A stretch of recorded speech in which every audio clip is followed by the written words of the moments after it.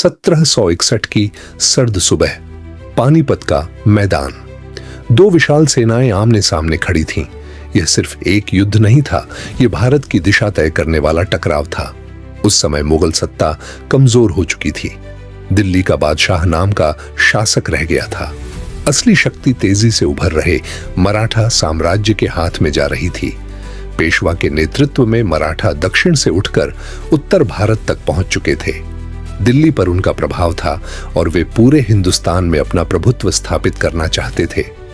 इसी दौरान अफगानिस्तान का शासक अहमद शाह दुर्रानी, जिसे अहमद शाह अब्दाली भी कहा जाता है, बार बार भारत पर आक्रमण कर रहा था। उसका उद्देश्य साफ था, धन, प्रभाव और राजनीतिक नियंत्रण।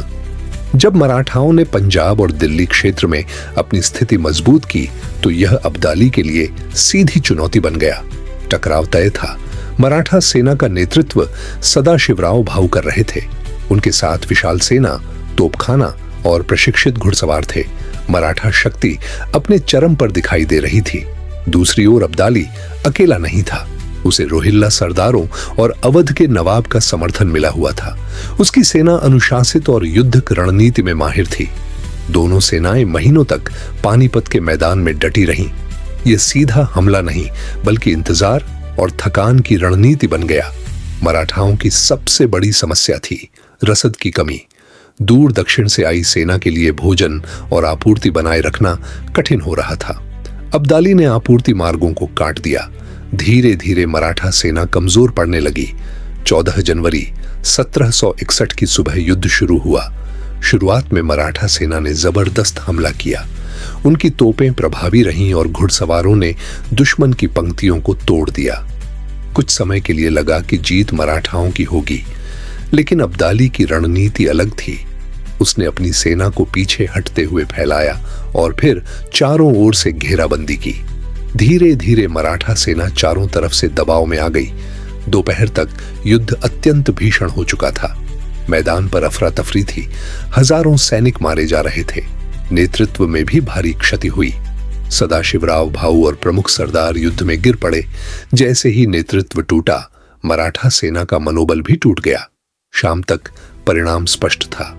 मराठाओं को निर्णायक हार मिली। यह 18वीं सदी की सबसे रक्त रंजित लड़ाइयों में गिनी जाती है। अनुमान है कि एक ही दिन में लाखों लोग प्रभावित हुए, हजारों सैनिक मारे गए।